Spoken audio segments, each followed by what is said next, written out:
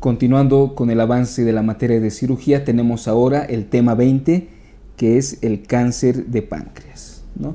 Un poco de epidemiología acerca de este tumor, ¿no? Vale destacar que este cáncer de páncreas es el cáncer más letal que existe. Esto se debe al diagnóstico tardío por parte de los pacientes, ¿no?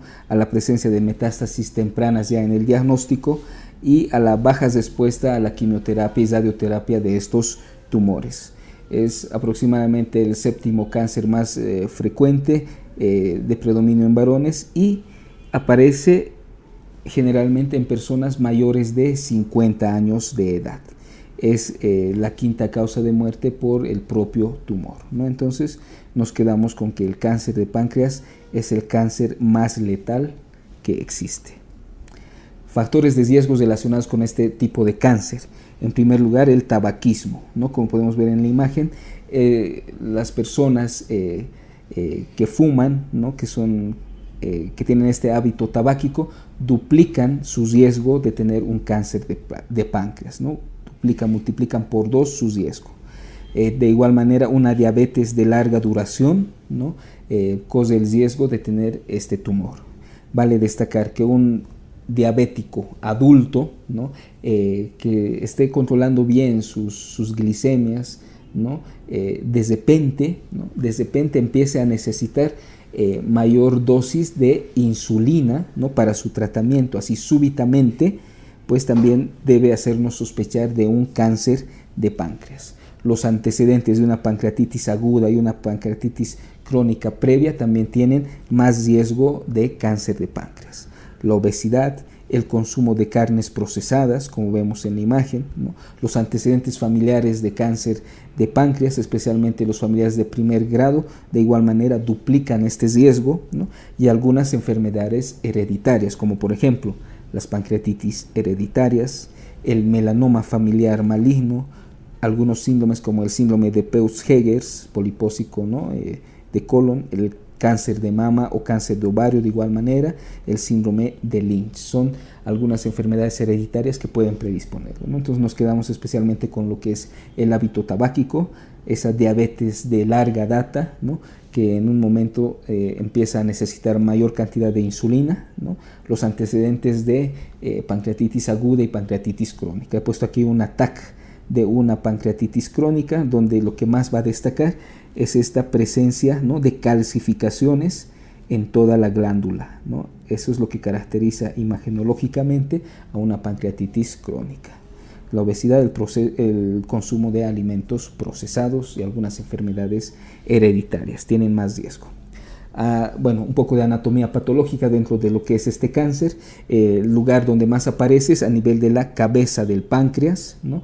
Por lo tanto va a ser el tumor periampular, o sea, el que va a estar alrededor de la ampolla hepatopancreática de Vater, los tumores periampulares. Este vendría a ser el tumor periampular más frecuente. Y generalmente, ¿de qué estirpe histológica va a ser? Va a ser de tipo adenocarcinoma ductal, en un 80% aproximadamente. Si vemos esta imagen histológica, vemos ahí los ductos, ¿no? Pancreáticos, ¿no? Irregulares, alargados, ¿no? Que tienen en su interior cierta secreción mucinosa, ¿no? Entonces eso nos indica que estamos frente a un adenocarcinoma ductal, ¿no? De cabeza de páncreas, ¿no? Ese vendría a ser el nombre y apellido de este tumor, un adenocarcinoma ductal de cabeza de páncreas. Este tumor puede extenderse localmente, de igual manera puede mandar metástasis linfáticas y también a hígado, y la mayoría de estos tumores es de aparición esporádica. Algunos genes implicados, el gen KRAS, el CDKN2, el P53, el DPS4, ¿no? Son algunos implicados. También hay otras estirpes anatomopatológicas como el cáncer de células acinares, neuroendocrinos, neoplasias quísticas, ¿no? Pero nos quedamos que el tumor de páncreas, el más frecuente, es el adenocarcinoma ductal. El cuadro clínico, generalmente como todo tumor, al principio es asintomático, ¿no? Y que en etapas tardías recién empieza a presentar varios signos y síntomas. Por lo tanto, al ser asintomático en un inicio, generalmente llega a tener diagnóstico tardío, ¿no? El síntoma más frecuente o el síntoma más habitual es el dolor abdominal, que en sí es una epigastralgia de tipo sordo que se puede irradiar a lo que es la espalda, ¿no? Entonces el síntoma más frecuente, más habitual en un tumor de páncreas vendría a ser el dolor abdominal. Y este dolor abdominal empeora con lo que es el decúbito y mejora con la flexión hacia adelante del tronco. Luego, otro síntoma importante es la disminución del peso corporal. Y esta disminución de peso corporal es el signo más precoz, ¿no? Relacionado pero ya con un tumor de páncreas avanzado, ¿no? Entonces la epigastralgia, este dolor abdominal, vendría a ser el síntoma más frecuente, y la disminución de peso vendría a ser el signo más precoz pero relacionado ya con un cáncer de páncreas avanzado. Hay una triada clásica de este tipo de tumor que involucra lo que es la disminución de peso, dolor abdominal y la ictericia. Esta es la triada clásica que se presenta cuando el tumor compromete la cabeza del páncreas, ¿no? Puesto que por la cabeza del páncreas está ahí cercana a lo que son las vías biliares, y el tumor mismo puede llegar a infiltrar estas vías biliares y causar una ictericia obstructiva, ¿no? Pero en casos de que el tumor se encuentre ya sea en cuerpo o cola pancreáticas, no se presenta esta triada. Tenemos otro signo que es el signo de Courvoisier-Tézier, ¿no? Que se refiere a una vesícula biliar palpable, ¿no? Esto se da porque la cabeza del páncreas empieza a aumentar en volumen y puede desplazar hacia arriba, hacia la pared abdominal anterior, la vesícula, permitiendo su palpación, ¿no?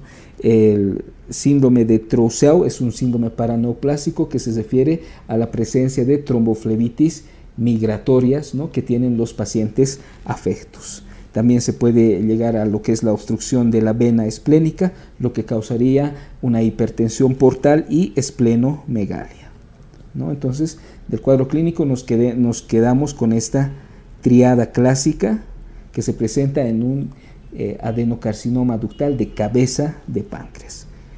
Disminución de peso, como vemos en la imagen, dolor abdominal y la presencia de ictericia.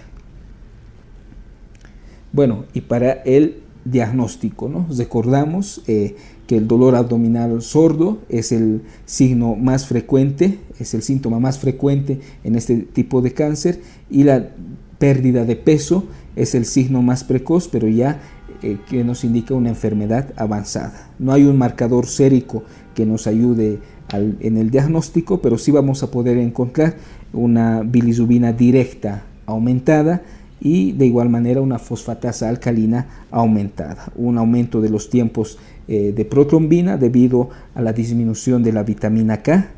Los marcadores como el CA19-9 pueden estar elevados, ¿no? Pero este marcador tiene poca sensibilidad y poca especificidad, porque también se encuentran elevados sus valores en lo que es el cáncer de páncreas, en enfermedades que cursen con ictericia y también en colangitis.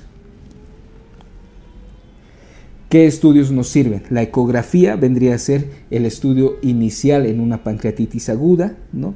La CPRE, la colangiopancreatografía retrógrada endoscópica, sirve generalmente para despejar el conducto biliar, ¿no? Afecto, y en casos de que no haya cálculos biliares, ¿no? Que estén obstruyendo, se piensa en una obstrucción maligna de los ductos biliares y se prefiere en este caso realizar una tomografía y no así una CPRE.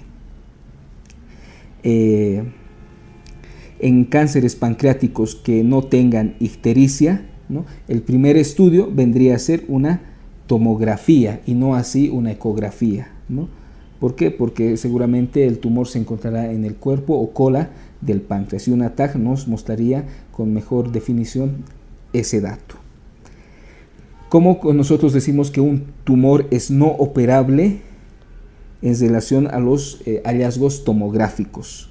Por ejemplo, un tumor es no operable cuando invade a la arteria hepática, a la arteria mesentérica superior, cuando los ganglios linfáticos están hipertrofiados fuera de los límites de la disección, es decir, han pasado los límites de la disección quirúrgica, cuando hay una ascitis maligna o hay metástasis a distancia, por ejemplo, metástasis en hígado, y también hay invasión de órganos distantes como el colon, ¿no? Todos esos hallazgos tomográficos que, como estamos viendo, nos indican que este tumor está invadiendo estructuras vasculares, ya sea diseminado por la vía linfática, incluso a ganglios proximales, o está abarcando ya órganos distales, ¿no? Ya indican que este tumor no es operable, ¿no? Vale destacar, ¿no?, que la invasión parcial, ¿no?, esto los recalco, ya sea de la vena mesentérica superior o de la vena porta, ¿no?, una invasión solamente parcial, no está abarcando todas las paredes de estas venas, vena porta y vena mesentérica superior, ¿no? No es una contraindicación en sí para la resección quirúrgica. Ahora, si sería una invasión total, ¿no?, de todas estas estructuras vasculares, sí contraindicaría, ¿no? Pero si es una invasión parcial, pues aún no se valora como una contraindicación. Bueno, la TAG reconoce poco metástasis pequeñas, ¿no? La ecoendoscopia permite realizar lo que es una PAF, una punción aspirativa con aguja fina, y permitir la biopsia. Entonces, es la técnica más utilizada para obtener muestras y llevarlas al servicio de anatomía patológica. Bueno, la confirmación histológica, ¿no?, de la estirpe histológica de un tumor, ¿no?, no es en sí necesaria para nosotros realizar un tratamiento quirúrgico, solamente sirve para planear la neoadyuvancia. Bueno, y la estadificación del cáncer de páncreas, ¿no? Vamos a hablar del TNM de este tumor, ¿no? Bueno, empezamos con la parte de la T, del tumor primario, ¿no? Por ejemplo, TIS corresponde a un carcinoma in situ, ¿no? T1 es que el tumor va a estar limitado a páncreas. T2 limitado a páncreas de igual manera, pero ya va a medir más de 2 centímetros.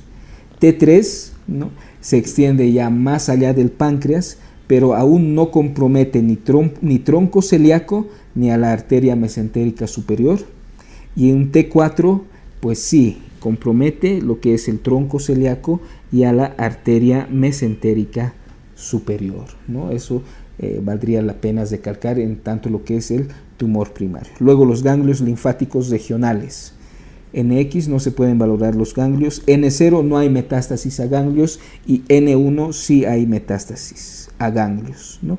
Y la metástasis a distancia, M0 no existe metástasis a distancia y M1 ya hay metástasis a distancia, ¿no? Entonces, combinando todos estos TNMs, tumor, nódulos linfáticos y metástasis, se pueden obtener en el cáncer de páncreas los siguientes estadios: un estadio 0, que vendría a ser in situ, un estadio 2, que vendría a ser un tumor localizado en páncreas, un estadio 2, vendría a tener una extensión a órganos circundantes, un estadio 3, cuando ya está diseminado a ganglios, arterias y venas cercanas, un estadio 4, ya cuando hay metástasis a distancia.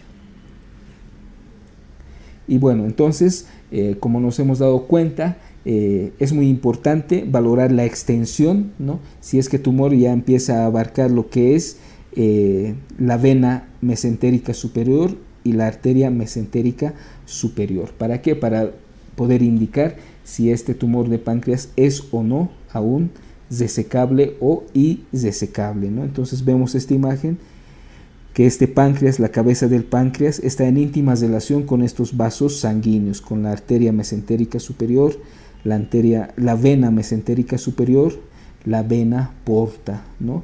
Que es en sí, son las estructuras vasculares que van a definir en sí si es un tumor susceptible a desecación quirúrgica o ya es un tumor indesecable, ¿no? La laparoscopia diagnóstica generalmente se utiliza en tumores grandes, mayores de 2 centímetros, que estén en cuerpo o cola, cuando ya haya metástasis o ascitis en la TAC o cuando ya haya una enfermedad avanzada, ¿no? Los márgenes de disección que estén libres de tejido maligno se consideran como el factor pronóstico más importante, ¿no? Es decir, cuando se entrega la pieza quirúrgica, vemos que los márgenes estén libres de células tumorales, ¿no? Y si lo están así, pues ya indican cierto pronóstico favorable para el paciente. Y de no ser así, si dentro de los márgenes quirúrgicos aún se ven células tumorales, ya indican un peor pronóstico. Otro factor pronóstico que también se utiliza es el CA19-9, generalmente en un seguimiento postquirúrgico. Muy bien, y ahora el tratamiento de este tumor, ¿no? Bueno, vamos a hablar en primer lugar de los tumores resecables, es decir, que son susceptibles a la cirugía, ¿no? Vale destacar que la cirugía es el único tratamiento curativo para el cáncer de páncreas y generalmente está indicado en los estadios precoces, estadio 1 y estadio 2. Vale destacar que no necesitan una confirmación diagnóstica por anatomía patológica y generalmente el resultado anatomopatológico solamente sirve para valorar la estrategia del tratamiento oncológico que se le va a dar. Es decir, ¿podemos operar a un paciente sin el diagnóstico de estirpe histológica? Sí, ¿no? Pero lo necesitamos para saber más o menos cuál va a ser el esquema de quimioterapia que se va a utilizar, ¿no? La edad no es un criterio para cirugía y el objetivo principal de la cirugía es obtener una resección R0, ¿no? Márgenes libres de células tumorales. Y bueno, una técnica muy utilizada especialmente en los cánceres de cabeza de páncreas es la duodeno-pancreatectomía cefálica con la técnica de Whipple, ¿no? Donde se saca todo lo que es el tumor que se va a encontrar en la cabeza del páncreas, es decir, se resecciona la cabeza del páncreas y de igual manera todo el duodeno que abraza a este tumor, ¿no? Vamos a hacer aquí un pequeño esquema. Nos recordemos que este es el duodeno y es el que abraza la cabeza del páncreas. Tenemos ahí el cuerpo y cola pancreáticas, ¿no? Si aquí se encuentra el tumor, la duodeno-pancreatectomía cefálica, su nombre lo indica, resecciona todo esto, el duodeno y la cabeza del páncreas. Por lo tanto, va a hacer que hayan 3 anastomosis a realizar, ¿no? Una, que este Y1 se una con el páncreas que has estado, cuerpo y cola, que este Y1 también se anastomose con las vías biliares y de igual manera este Y1 se anastomose con la parte gástrica que se ha quedado, ¿no? Son las 3 anastomosis de esta técnica quirúrgica, la duodeno-pancreatectomía cefálica de Whipple, ¿no? Entonces, si el tumor se encuentra en la cabeza del páncreas, se utiliza a esta técnica de Whipple. Si el tumor se encuentra en cuerpo y cola, generalmente se opta por una pancreatectomía distal. Y en algunos casos, como en cánceres diseminados en todas las regiones del páncreas, se optará por una pancreatectomía total, ¿no? Muchas veces la resección R0 es posible, pero cuando hay infiltración de varios lugares y hay una resección en bloque, pues es de peor pronóstico. El tratamiento adyuvante está en base a lo que es la quimioterapia, ¿no? Que utiliza 5-fluoruracilo o gemcitabina y aumenta la supervivencia a los 5 años entre un 9 y 20%. Bueno, y ahora vamos a ver lo que es el tratamiento de los tumores irresecables, es decir, que ya no son susceptibles a cirugía. El tratamiento de estos tumores irresecables va a buscar aumentar la supervivencia y paliar los síntomas que puede tener el paciente, ¿no? Esto mediante el control local del crecimiento local del tumor y control de las metástasis, ¿no? Las metástasis presentes sí requieren la confirmación anatomopatológica del diagnóstico de metástasis, ¿no? El tratamiento de estos tumores va a estar en base a lo que es la quimioterapia, ¿no? Especialmente en lo que es el estadio 4, ya con metástasis a distancia. Se utiliza la gemcitabina generalmente, y esto logra una supervivencia de un año en un 20%, ¿no? Generalmente esto puede estar acompañado de lo que es el erlotinib, ¿no? Pero la base de la quimioterapia es la gemcitabina. Bueno, y dentro de las terapias paliativas tenemos las siguientes. Como el conducto biliar se encuentra cercano a este tumor, ¿no? El paciente a veces presenta una ictericia, ¿no? Y para esto, para paliar esta ictericia, se utilizan lo que son las prótesis biliares endoscópicas, ¿no? Tenemos aquí la imagen, ¿no? Donde un tumor de cabeza de páncreas está obstruyendo la vía biliar. Por lo tanto, se le ha colocado una prótesis endoscópica, ¿no? Y tenemos dos tipos, una prótesis endoscópica metálica y otra plástica. Generalmente las metálicas se utilizan en aquellos pacientes que tengan todavía una expectativa de vida mayor a los 3 meses. ¿Por qué? Porque una prótesis metálica que tenemos aquí en la imagen, ¿no? Que es esta, generalmente presenta pocas complicaciones y puede durar unos 3 meses, ¿no?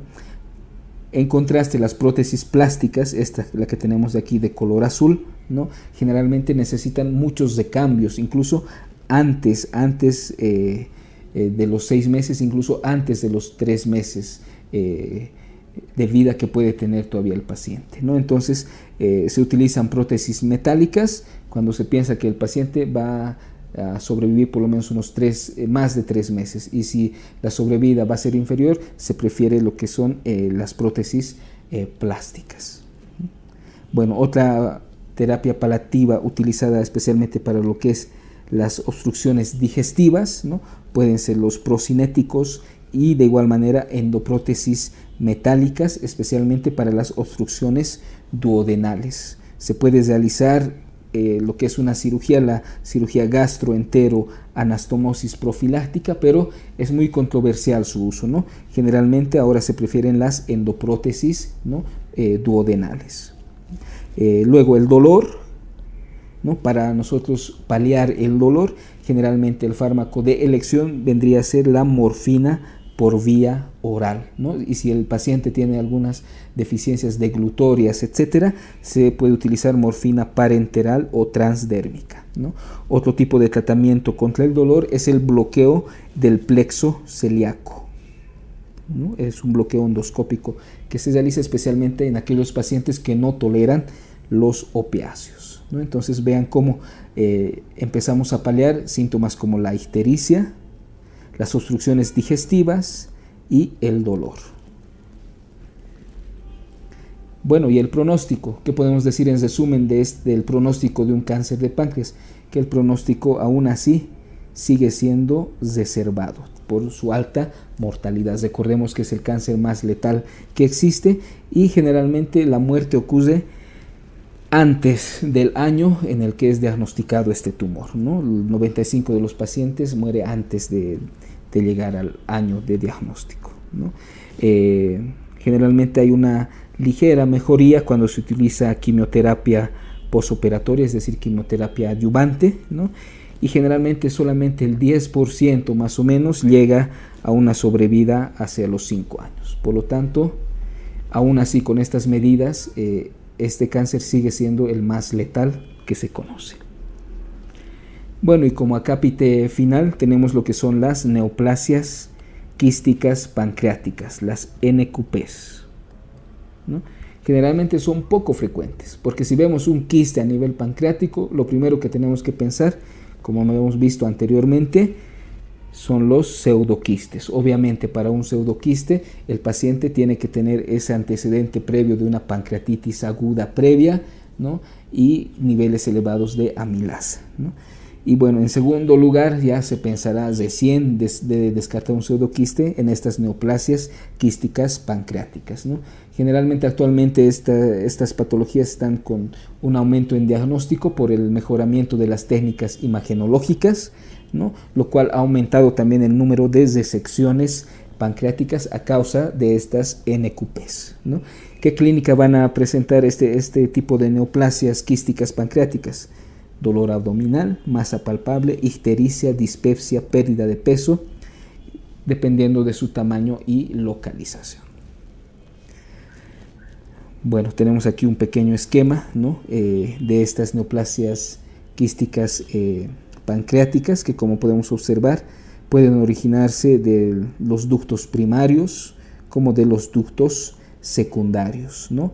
Y se clasifican generalmente de acuerdo al epitelio que tienen en neoplasias quísticas pancreáticas mucinosas y no mucinosas, ¿no? Tenemos aquí en cada una de estas sus representantes, ¿no? Vale destacar que dentro de las neoplasias no mucinosas, especialmente las serosas, tenemos ahí lo que es el cistoadenoma seroso benigno, que generalmente no necesita cirugía, ¿no? Salvo sea muy sintomático, o sea, de muy grande tamaño, ¿no? Y cause esos síntomas. Generalmente la mayoría de estas neoplasias quirúrgicas responden bien a lo que es la resección completa, ¿no? Y es necesaria porque tienen el riesgo de malignizar, ¿no? Y la malignización de estas neoplasias quísticas se denomina el cistoadenocarcinoma, ¿no? Entonces esos vendrían a ser los acápites más importantes de estas patologías, de estas neoplasias quísticas pancreáticas. Y bueno, con eso habríamos terminado este tema de cáncer de páncreas, y habríamos terminado también lo que es la unidad 1 de digestivo, que es el que más temas abarca y generalmente es el que más preguntan en el examen, ¿no? Y espero este resumen les haya servido para su estudio.